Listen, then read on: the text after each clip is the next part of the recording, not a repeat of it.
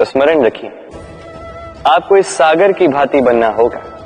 शांत चित्त रहिए, सब कुछ संतुलन में रखिए। यदि जीवन में कुछ अधिक ही सुख आ जाए तो अपनी सुध बुध मत खोइए।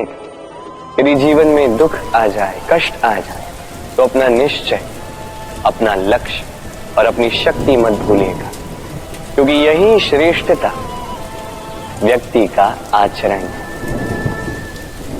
राधे राधे।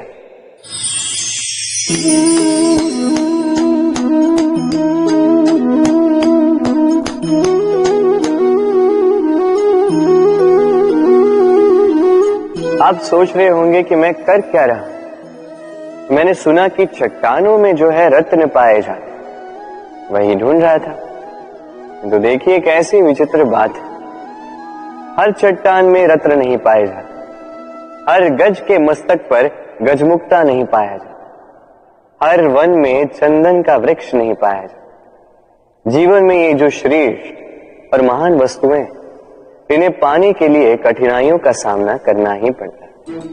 अब ऐसे ही श्रेष्ठ होते हैं मित्र, अत्यंत श्रेष्ठ यदि सही मित्र मिले तो। आपको जीवन में कई सारे लोग मिलेंगे, बड़ी मीठी मीठी बातें करेंगे, किंतु यदि कोई ऐसा जीवन में आए जो आपके हित के विषय में सोचे, आपके हित के विषय में कार्य करे, तो उसे कहीं मत जाने दीजिए। उन्हें अपने जीवन में सहेज कर, फिर देखिए आपके जीवन में सुख ही सुख हो। राधे राधे। देखो तो ये संसार कितना सुंदर है, किंतु वास्तविक सत्य ये है कि इस संसार में सब कुछ नश्वर है। जो कल था वो आज नहीं है, जो आज है वो कल नहीं था, और जो आज है वो कल भी नहीं होगा।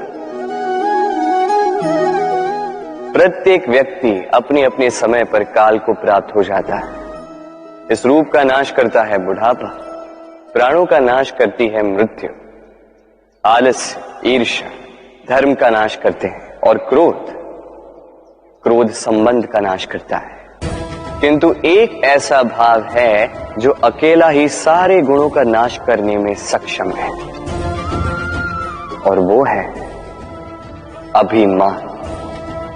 इसलिए ज्ञान को स्वयं के पास आने दीजिए, किंतु अभिमान को कदापि नहीं, क्योंकि यदि ये अभिमान आपके पास आ गया तो जीवन में जो कुछ भी आपने अर्जित किया है, चाहे वो गुण हो, चाहे वो धन हो, चाहे वो मित्र हो, चाहे वो आनंद,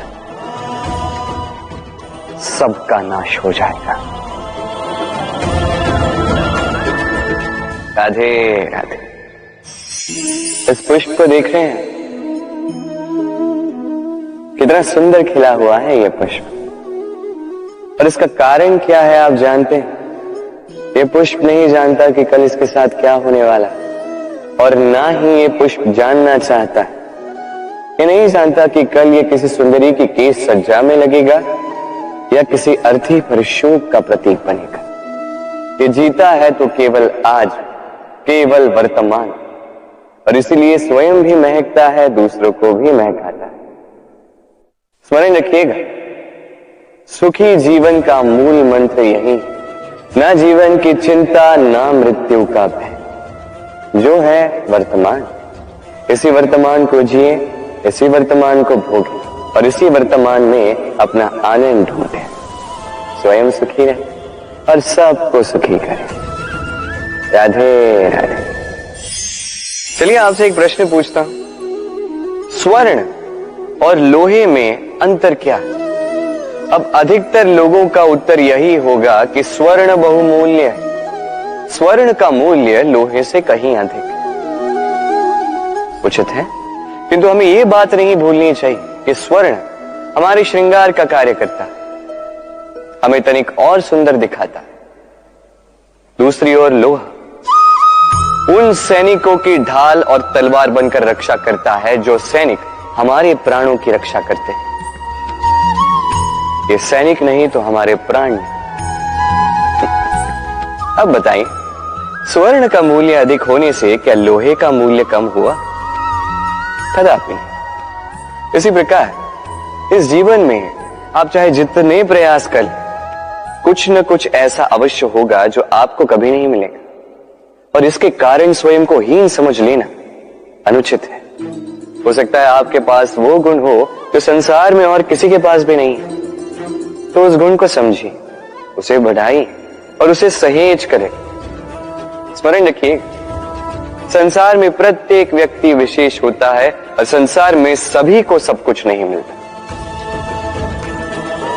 स्वयं देख लीजिए, स्वर्ण को जिस दुकान में सहेज कर रखा जाता है, उस दुकान के ताले लोहे से ही बने। वर्षा की ऋतु में जब भयानक वर्षा होती है, तीव्र गति से वायु चलती है, तब अक्सर आपने देखा होगा ये पक्षियां, इनके घोंसले अक्सर टूट जाते हैं, नष्ट हो जाते हैं। किंतु क्या कभी आपने इन पक्षियों को विलाप करते हुए देखा है? कभी नहीं। जैसे ही वर्षा रुकती है, ये पुनः तिनका तिनका जोड़कर अपना घोंसला पुनः बना ही देते हैं, अपना संसार वैसा बना देते हैं जैसा पहले थे। और ऐसा क्यों? क्योंकि इस चक्रवात के कार्य से इन पक्षियों को कोई लेना देना है ही नहीं। वो तो बस वो करते हैं जो उनके हाथ में है। और यही है सुखी जीवन का मूल मंत्र। जो आपके वश में नहीं, उस पर विलाप करके कोई लाभ नहीं होगा। अपना ध्यान केवल उस पर केंद्रित कीजिए जो आपके वश में। जो बदल चुका है उसे कदाचित आप बदल नहीं सकते, किंतु जिसे आप बदल सकते हैं उस पर ध्यान केंद्रित कीजिए। इस जीवन में तनिक सकारात्मक बन जाइए, देखिए सब शुभ होगा। राधे राधे। मनुष्य सदैव विश्वास करता है ऊपर उठने में, ऊंचा और ऊंचा उठने में, किंतु वास्तविकता तो यह है कि जब तक शिखर को स्पर्श नहीं करोगे, ऊपर उठने में आनंद नहीं आएगा। अब देखिए ये वर्षा जब आकाश से गिरती है, धरती भी इसका स्वागत करती है, क्योंकि वर्षा गिरती है धरती की प्यास बुझाने के लिए। वर्षा आती है तो वन उपवन जो उठते हैं, मोर पपीहे नाचते हैं, गाते हैं। इसलिए नहीं कि वर्षा गिरी, इसलिए कि वर्षा उस भाव से गिरी। अब उसी स्थान पे यदि आकाश से कड़कती हुई बिजली धरती पर गिरे तो ये प्रकृति भयभीत हो जाती है। अर्थात ये भाव अत्यंत महत्वपूर्ण है। सर्वप्रथम इस भाव को देखिएगा, और यदि इस भाव में सृजन है तो समझ लीजिए सब कुछ शुभ ही होगा। राधे राधे। जब भी हम किसी वृक्ष को देखते हैं, सर्वप्रथम हमारी दृष्टि पड़ती है उसके पुष्पों पर, हरे भरे पत्तों पर, रसीले फलों पर। किंतु वो कठोर, वो निस्वार्थ जड़, उससे तो हम कभी आकर्षित होते ही नहीं। अब क्या इसका अर्थ ये है कि जिसने बलिदान दिया, जो उस वृक्ष की नींव है, जिसने उस वृक्ष को बढ़ाया, उसका कोई मोल ही नहीं। स्मरण रखिएगा, जब भी हम किसी वृक्ष को जल देते हैं, उसके पत्तों, पुष्पों या फलों को नहीं, उसकी जड़ को देते हैं। जब भी हम किसी वृक्ष की पूजा करते हैं, यही पुष्प, यही तिलक हम उसकी जड़ को अर्पित करते हैं। अर्थात कहीं न कहीं अनजाने में ये प्रकृति आपको वो मान दे ही देती है जिसके आप पात्र हैं। और इसीलिए तो मैं कहता हूं, तो कर्म किए जा, तू फल की चिंता ना कर। तुझे वो मान अवश्य मिलेगा जिसका तू पात्र है, बस विश्वास कर। राधे राधे। सागर कितना विशाल होता है ये सागर, क्या नहीं कर सकता ये सागर। क्षण भर में त्राही त्राही मचा सकता है, प्रलय ला सकता है, संसार मिटा सकता है। ये सागर जीवन ज्योति बुझा सकता है। यदि कुछ नहीं बुझा सकता तो एक प्यासे की प्यास। दूसरी ओर ये गागर इतनी छोटी कि गोपियां एक साथ 10-10 लेकर चल सकती हैं, किंतु यही छोटी गागर 20 की प्यास बुझा सकती है। अब बताइए, जल सागर में भी है और गागर में भी, फिर इतना अंतर क्यों? यहां पे अंतर है तो भाव के स्वभाव में। एक माटी में मीठा जल संजो कर रखती है तो दूसरा अपने खारे पानी से किसी को भी माटी में मिला सकता है। आप क्या बनना चाहेंगे? सागर का खारा पानी बनकर किसी की आस बुझाना चाहेंगे या मीठी गागर बनकर किसी की प्यास बुझाना चाहेंगे? निर्णय आपका है। राधे राधे।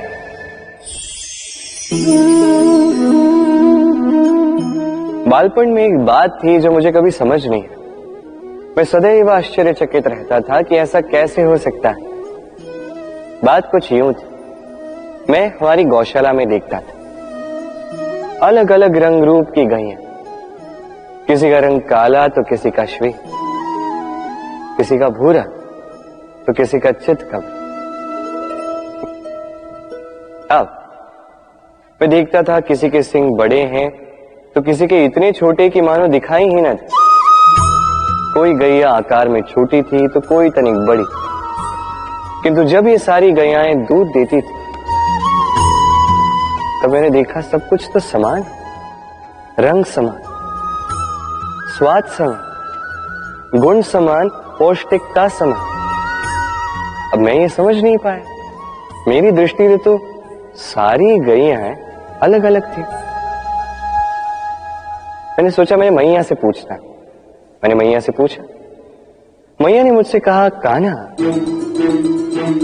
रंग रूप बदलने से गैया की वास्तविकता तो नहीं बदलती ना, गैया तो गैया ही रहेगी। अब मैं ये बात नहीं समझ पाता कि मनुष्य इसे आत्मसात कैसे नहीं कर सकता। देखिए, रंग, रूप, जात, धर्म, भाषा, इससे ऊपर है मानवता, और मानवता का एक ही धर्म है और वो है प्रेम।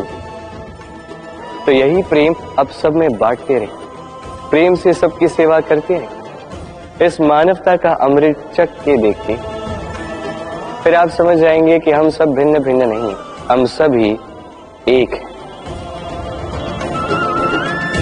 राधे राधे।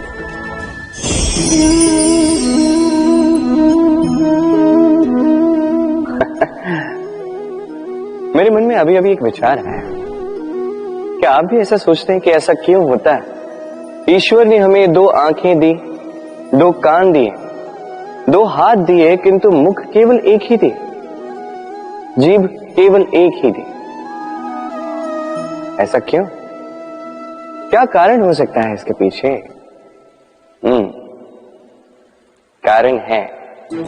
कारण ये है कि ईश्वर चाहते हैं कि हम देखें अधिक, सुने अधिक, कार्य अधिक करें, बोले कम।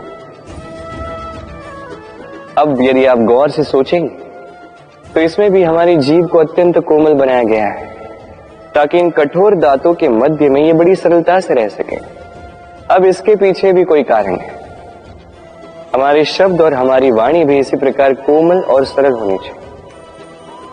स्मरण रखिए, यदि इस मुख से शब्द कठोर निकलेंगे तो इसके परिणाम भी कठोर ही होंगे। इसी कोमल, इसी सरल और इसी मीठी वाणी के साथ आइए मेरे साथ कहें, राधे राधे। इस कोमल घास को देख रहे हैं, इतनी कोमल कि कोई बालक भी आके इस पर बैठ जाए तो ये दब जाए। एक छोटा सा चूहा कहीं से आ जाए, अपने दांतों से इसे काट सकता है, और यदि कोई हाथी आ गया तो बड़ी सरलता से इसे जड़ से उखाड़ कर फेंक सकता है ना? अब देखिए,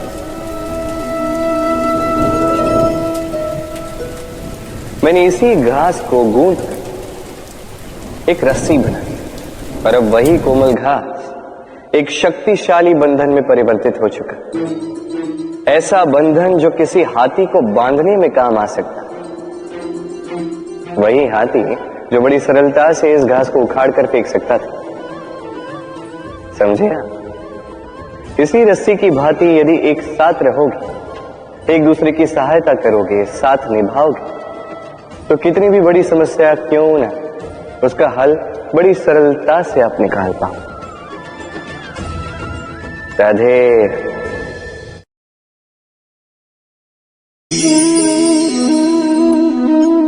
कैसे हैं आप? पूछने का कारण ये कि आज के समय में आसपास किसी भी देख लो, दुखी, व्याकुल, सोचता है कि संसार में सबसे अधिक दुख उसी के जीवन में, सबसे अधिक समस्याएं उसी के जीवन में। संसार में ऐसा कोई व्यक्ति नहीं जिसके जीवन में समस्या नहीं, और संसार में ऐसी कोई समस्या नहीं जिसका हल मनुष्य के पास नहीं। किंतु उस हल को खोजने के लिए अपनी भुजाओं को खोलकर जीवन में आगे बढ़ना होता है, साहस से आगे बढ़ना होता है। किंतु कुछ लोग क्या करते हैं, अपने माथे पर हाथ रख के किसी कोने में बैठकर निराश होकर अपने भाग्य को कोसते हैं। नहीं, ये कभी मत कीजिए। कर्म कीजिए, आगे बढ़िए, साहस दिखाइए, और सबसे महत्वपूर्ण बात, संयम रखें। क्योंकआपका लक्ष्य कितना भी कठिन क्यों ना हो, उस तक पहुंचने का मार्ग आपके पांव के नीचे से होकर ही जाए। राधे राधे। आप ऐसे कई लोगों को जानते हो जो ब्रह्म मुहूर्त में उठते हैं, स्नान करते हैं, प्रार्थना करने बैठ जाते हैं, श्लोक पाठ करते हैं और दूसरों को भी ज्ञान देते हैं कि वो भी ये सब करें, मंत्रोच्चार करें। मंत्रोच्चार, निस्संदेह इसमें बहुत शक्ति होती है, किंतु ये शक्ति आपको तभी मिलेगी जब आप उस मंत्र में छिपी सीख आत्मसात करेंगे, अपने जीवन में उतारें, उस सीख को आप कर्मों में परिवर्तित करें, प्रेम से इस सद्ज्ञान को अपने जीवन में लाइए, इसका प्रयोग कीजिए, तब मिलेगी आप इस मंत्र की शक्ति। अन्यथा ये मंत्र पढ़ के कोई लाभ नहीं होगा। स्मरण रखिएगा, मंत्र की शक्ति उसे बोलने में नहीं, उसे अमल करने में। राधे राधे। कितनी शांत, सौम्य, शीतल होती है एक बहती नदी। आसपास की भूमि को नम करती है, पशुओं को जल देती है, पक्षियों के लिए क्रीड़ा स्थल बन जाती है और हमें देती है शांति। किंतु बाढ़ में जब यही बहती नदी प्रकोप पर उतर आती है, जब अपना रौद्र रूप धारण कर लेती है, कुछ नहीं छोड़ती। वन, घर, शहर, पर्वत तक तोड़ डालती है ये शांत बहती नदी। अब इसी प्रकार होते हैं हमारे भाव। जब तक शांत है, जब तक नियंत्रण में, तब तक सदा आपको सुख देंगे। किंतु यदि ये अनियंत्रित होकर बाहर निकले, सर्वस्व का अंत कर देते हैं।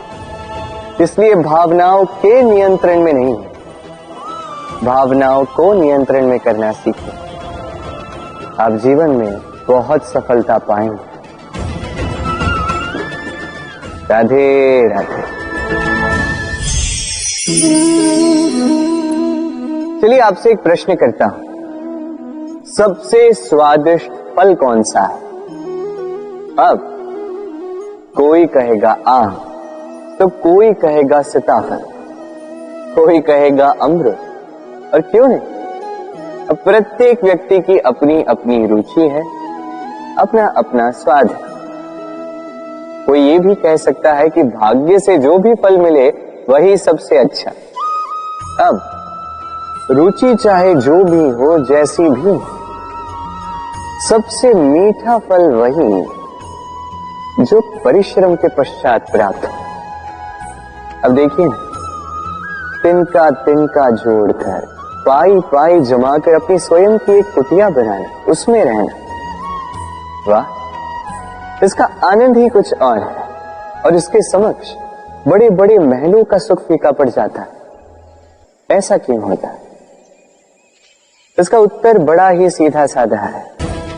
जब आप परिश्रम करते हैं, मानसिक परिश्रम करते हैं, शारीरिक परिश्रम करते हैं, अपना सारा समय उसमें निवेश करते हैं, निरंतर प्रयास करते हैं, उसके पश्चात आपको यह फल मिलता है, तो इस फल का मूल्य तो आप जानते ही हैं।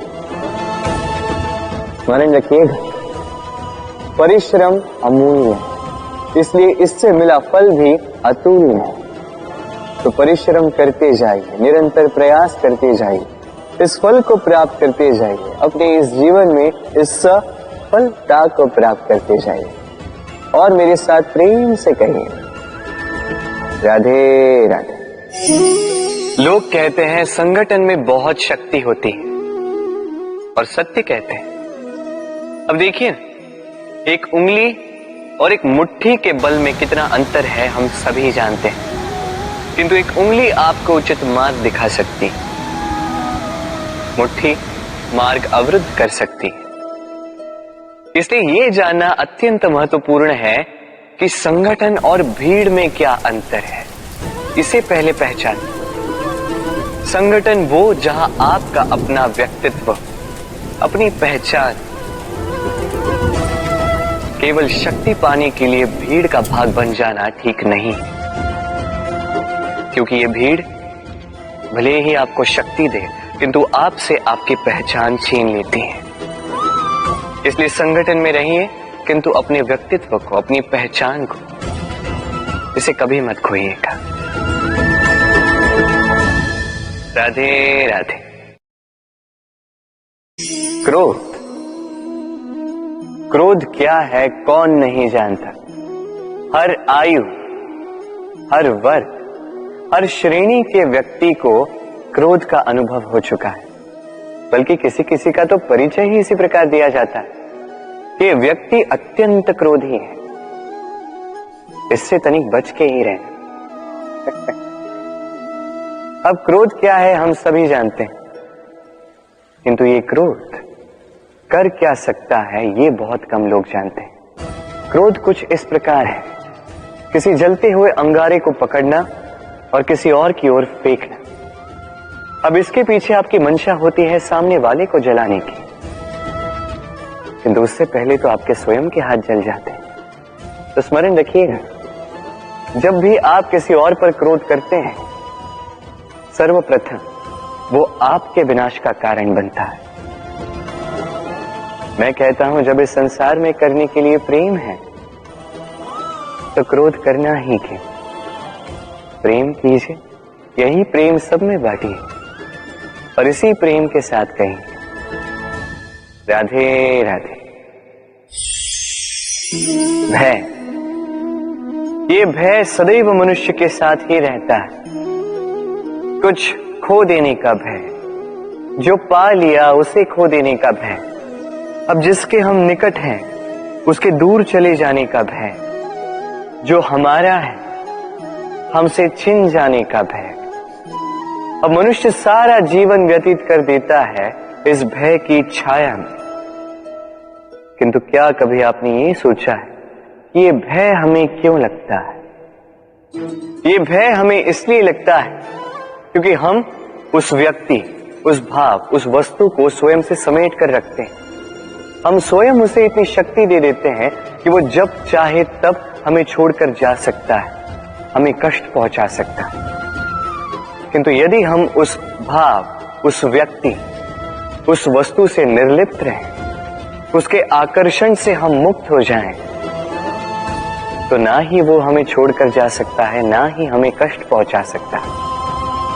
इसलिए स्वतंत्र रहिएगा और सबको स्वतंत्र रखिएगा, प्रेम को भी। राधे राधे। अस्तो मां सद्गमय तमसो मां ज्योतिर्गमय मृत्युर्मामृतम गमय। कभी आपने सोचा है काला रंग ना होता तो क्या श्वेत रंग आपको भाता? रात्रि का अंधकार ना होता तो सूर्य प्रकाश का अर्थ हमें समझ आता? ये थकान ना होती तो क्या विश्राम का अर्थ हम समझ पाते? ये भूख ना होती तो क्या इन स्वादिष्ट व्यंजनों का अर्थ हम समझ पाते? क्या इन सब का आनंद हम ले पाते?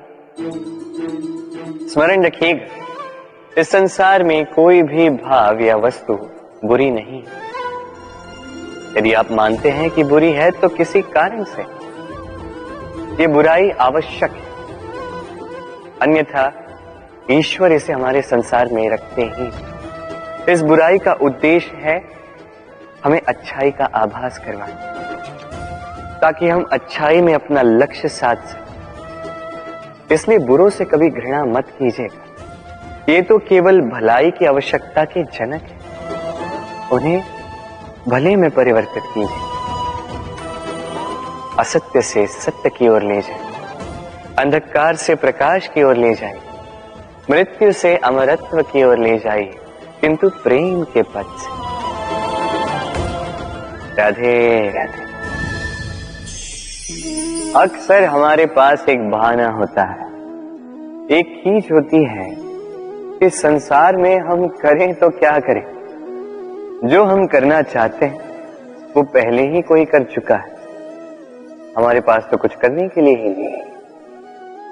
यदि आपको उदाहरण दूं तो इन पूजा की थालियों को देखिए, पहले से ही सब कुछ सज्ज करके रख दिया गया है। अब ऐसे में हम सोचते हैं कि करना क्या शेष है, सब कुछ तो पहले ही हो चुका है। अब यहाँ पे समस्या कर्तव्य में नहीं, यहाँ समस्या हमारी सोच में। हम ये सोचने में समय व्यतीत करते हैं कि क्या हो चुका है। हमें ये सोचना चाहिए कि क्या करना अब भी शेष है जिसमें हम अपना योगदान दे सकते हैं।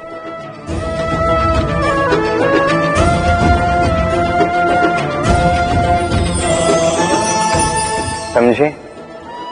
संसार में ऐसा कोई कार्य नहीं जो पूरा हो। आप सदैव उसे आगे बढ़ाने के लिए प्रयास कर सकते हैं, आप उस कार्य को और श्रेष्ठ बना सकते हैं। बस आवश्यकता है तो सकारात्मकता की। राधे राधे।